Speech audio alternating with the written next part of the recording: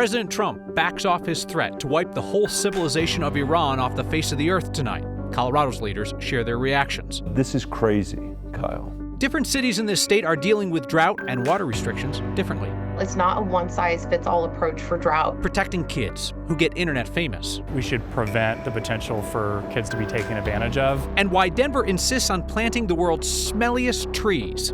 Some say this show stinks, but we're still here, and so are you. Hold your nose. It's time for Next. We will not witness a whole civilization being wiped off the face of the earth tonight, if you believe the threats made by President Trump today, because roughly an hour ago, Trump announced that he and Iran have agreed to a 2-week ceasefire proposed by Pakistan. Trump had set a 6 p.m. deadline, our time, for Iran to surrender or have their whole civilization wiped out.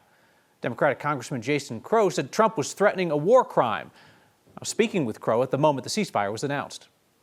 Well, I mean, it's a good thing that the President of the United States is saying that he's not going to commit a war crime. But it's actually just stunning to me that we're even having this discussion and that there would be any sense of relief that our president is saying he's not going to commit a war crime. I mean, what the hell? Trump is now walking back his calls for Iran's unconditional surrender, saying tonight on social media that he's willing to negotiate off the 10-point proposal coming from Iran.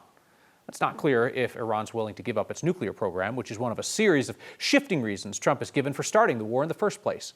Critics of the president have suggested that he was rushed into war by Israel. Democratic Senator Michael Bennet, supporter of U.S. aid to Israel, told me today he does not believe that that is what has led to the war in Iran.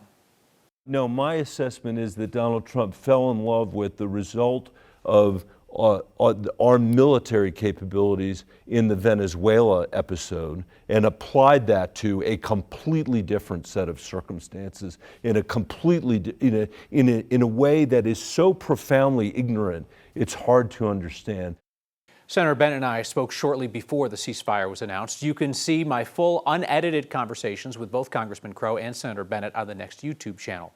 The 4 Republicans in Colorado's congressional delegation, Gabe Evans, Jeff Crank, Jeff Hurd, and Lauren Boebert, have all been supportive of President Trump's war in Iran. None accepted our invitation to discuss the war today. That offer remains open. Colorado's drought is impacting everyone, but not everyone is under the same drought restrictions. That got our Mark Salinger curious. So he talked to as many cities as he could today to compare their different approaches to water conservation. If there's one thing everyone can agree on, snowpack is really low. It's that this winter has been different. The snowpack in this season was very, very low. It was really lousy. It was lousy kind of from the get-go. From Denver to Aurora to Boulder to Thornton and Arvada, water managers are either implementing or thinking of implementing restrictions to conserve water.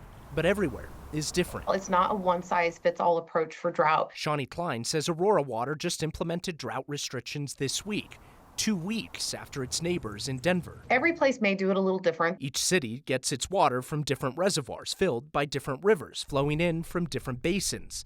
That means even in a drought year, everywhere is dealing with a different level of it. In other states, we've seen one entity will need to declare a drought and another may not. 2 cities located directly next to each other can have such different water rates that even though they're pulling from the same river, their water supplies look different for that year. We know every situation is different. Everybody gets their supplies in a little different way from little different places. Greg Fisher is with Denver Water. They've already started to see water use decline after restrictions were imposed in March. Even though we may both get our supplies from the South Platte River and the Colorado, we have different reservoirs and different reservoir levels. In Arvada, new restrictions follow Denver's. The city receives about 75% of our raw, untreated water supply from Denver Water. All the cities talk, and a lot of the talk this year has been about how everyone is dealing with the same problem. Lower inflows, higher water use means that we end this year with our reservoirs lower than we would really want them to be. Cities and utilities are planning years in advance for drought to last for a long time. Aurora, for example, always has a year's supply of water on hand just in case of an emergency, a huge drought. Right now, they say they have about 19 months of water supply, but that's only if these drought restrictions are enacted, Kyle. Whenever I see the watering restrictions, I always think, like, does the amount that individual residential users matter that much, or is it just about getting people's mindset into the idea of conservation? So Denver, for example, wants to cut water by 20%. Other cities are at like the 10% mark. Places like Boulder are still trying to figure out exactly how much they need to cut. But like you said, it's also about getting people in the mindset of, hey, maybe take like a shorter shower or don't water your lawn as much. Those are things that are implemented, and people just have to get in the mindsets of following. Sure. Never a bad idea to shower with a loved one. Mark Salinger, thank you very much. A board at Denver Water will vote tomorrow on temporary drought pricing meant to incentivize conservation. Denver Water is targeting a 20% reduction in water use. And one option on the table is charging more for above average water use. Denver's Water Board of Commissioners votes tomorrow on the proposal for a temporary tiered pricing system. Under this idea, residential water users would pay fees of up to $2.20 for every 1,000 gallons of water that they use that's above their average winter consumption. That would be your baseline, your winter consumption. Denver Water says the fees would punish excessive outdoor watering. They don't think that it would punish essential residential indoor water use. Those extra fees would also make it rain for Denver Water. They'd bring in an estimated $29 million in extra revenue. Governor Jared Polis has signed off on an expansion of the state's red flag law. Democrats are adding to the list of people and institutions that can petition a court to temporarily take someone's guns. The expanded law would allow healthcare facilities, behavioral health centers, schools, and colleges to petition a court for an extreme risk protection order. Somebody is deemed to be a danger to themselves or others. Those orders allow law enforcement to take someone's guns for up to a year. Colorado's original red flag law only allowed law enforcement or family to request an order.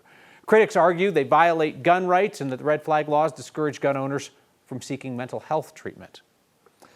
See, you know, like it's kind of cringy watching a social media influencer create content in public.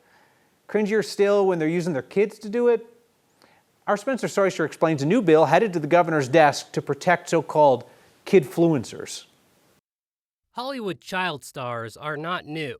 Think Shirley Temple, Macaulay Culkin. Born and raised in Denver, I love Denver. In Denver, we have one of our own in Hollywood, Madison Beatty. I was young Daisy in The Curious Case of Benjamin Button, so I played young Kate Blanchett opposite Brad Pitt. But child stars are not just in Hollywood anymore. Now we're in a more modern world with social media, which wasn't there when I was a kid. Call them kidfluencers, kids videoed by their content creator parents who post them on the internet, generating thousands of dollars in monetized content. Really what this bill is about is taking the laws that apply to child actors and adapting them for the digital age.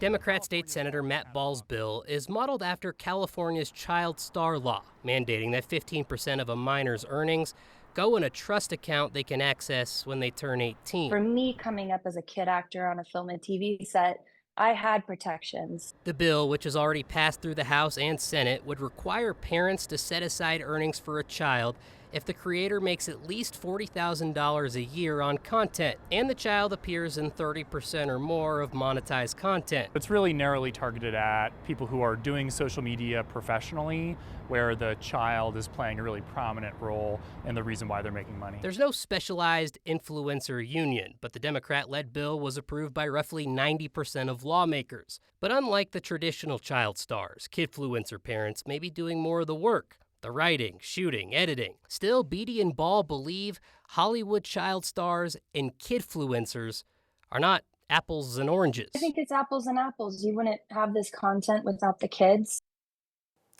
So this law is written in a way that wouldn't apply to a creator or someone with a large following just posting a family photo or a video with their family. It's for someone who has this as a significant source of income when they're filing their taxes. Similar laws exist in other states. This one is headed to the governor's desk now, though, for a signature in Colorado. Spencer, I'm curious about the opposition on this. Like, was anybody coming out to be like a living version of that Michael Jordan meme where they're like, blank those kids, you know? Yeah, I don't think you'd want to look at my DMs today for how many influencers I reached out to see if they had an opinion on this, maybe somebody who opposes this. I think it'd be pretty hard-pressed to find someone who says, no, I don't want to share my money with my kid. So nobody on the record against this that we could find, at least at the moment. As they say, it's for the children. All right, Spencer Soysher, thank you. Polls close soon in Lakewood. Very confusing special election over the city's new zoning rules. Do you have strong feelings on Colorado's wolf reintroduction program? Of course you do. The feds are waiting to hear that feedback. These have a fishy smell or just unpleasant for some people. Yeah, the pear trees blooming across Denver stink. Like they're truly gross. But experts swear they are doing some good around town. That's next.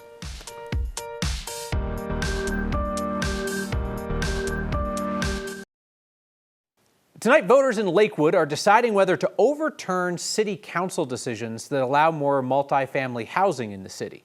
In this special election, there are 4 questions on the ballot because city council voted last year to overhaul the city's zoning ordinance in 4 ways. Question 1, that's about the city doing away with certain parking minimums and how buildings can look. Question 2 is about what can be built where. Question 3, just kind of the big one, it's a yes vote on that would repeal council's decision to allow multifamily housing everywhere. Question 4 is on a new zoning map. Voters' options are yes, overrule the council, repeal the housing ordinances, or no, keep the new housing and zoning laws. We expect results around 7:30 tonight. Colorado's plan to bring back wolves not going super, considering more than half the wolves brought here have not enjoyed the experience to the point that they have died. The state is now spending more than expected paying back ranchers for livestock losses as well. And Colorado can't find a state willing to give us more wolves. Now, federal wildlife leaders are reviewing what went so sideways.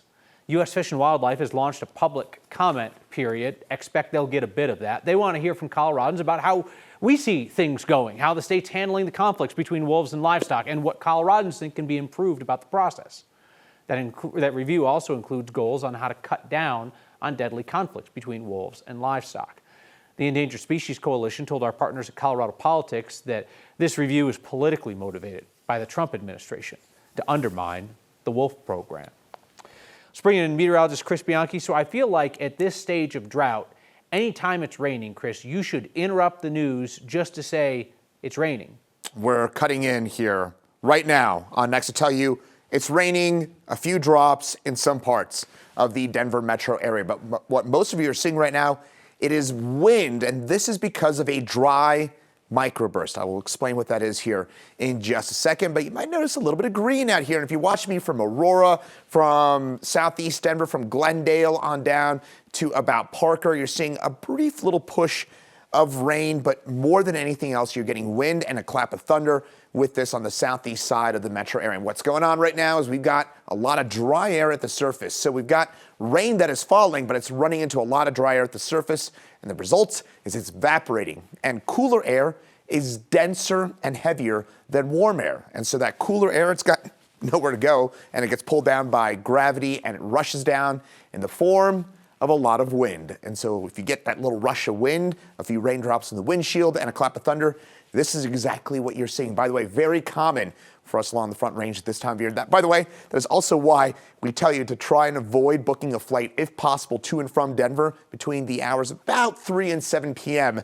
during the summer months, because we get so many of these, and these are not fun for the fine folks over at DIA, right, Kyle? DIA. Meantime, rain showers for us here, possible over the next really hour or so, and then that'll dissipate, and we'll do this again tomorrow with that chance for a gusty shower between 3 and 7 p.m. Better chance south of Denver for that. But if you're looking for some meaningful garden helping rain, you will have that potential on Thursday, Friday, and Saturday. That's because we're going to get a bit more tropical moisture from the south and the west. We'll pump up some Pacific moisture, so we'll get some actual, hopefully, fingers crossed. We want the rain. We need the rain. Hopefully we can get some of that Thursday and Friday, and it cools down with a better chance for rain and maybe even a little bit of slushy snow early next week.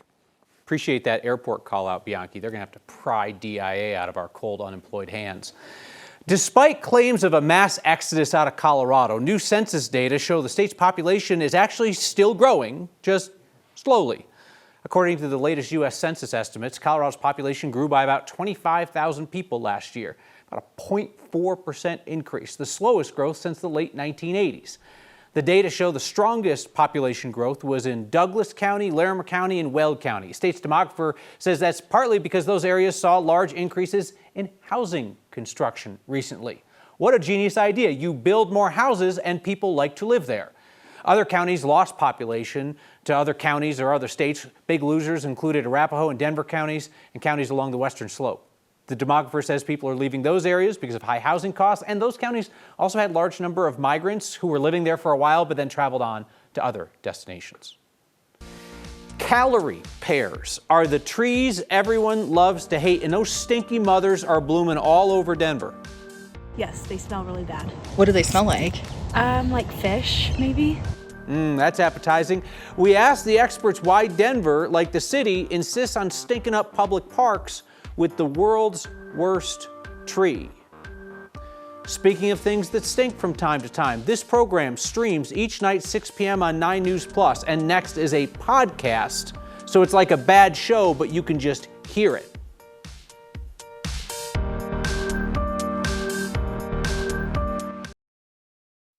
Trees and plants are blooming all over town right now, colorful, beautiful, occasionally nasty smelling.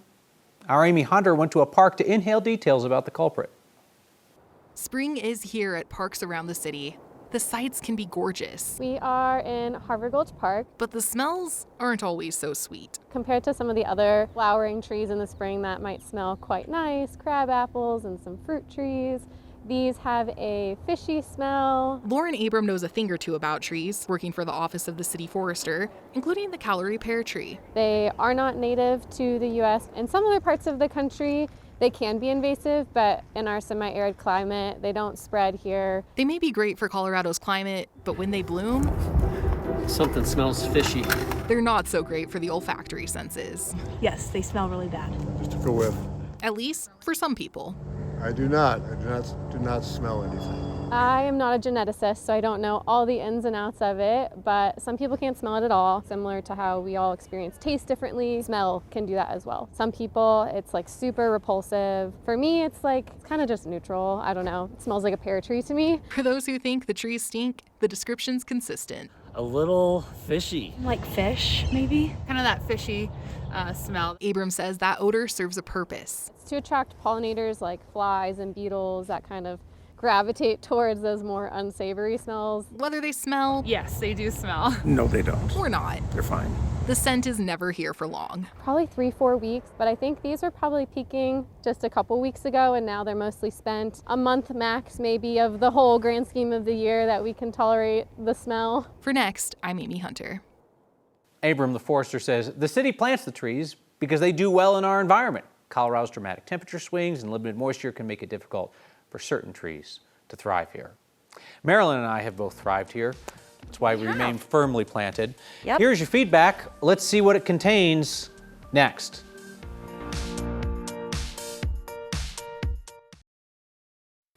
John writes, Kyle Clark, when interviewing politicians, ask tough questions, not soft questions.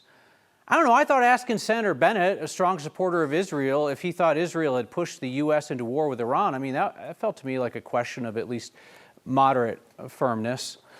Tom from Denver says, hey, Kyle, you got Mark Salinger good with your comment about showering with someone else. You know I did. You know how hard it is to really get somebody when they expect you to be out of pocket all the time? But man, I got him good. Penny says, are you purposefully choosing sport coats that blend nicely with your facial hair? Penny, that would be deeply weird, but yes, I am.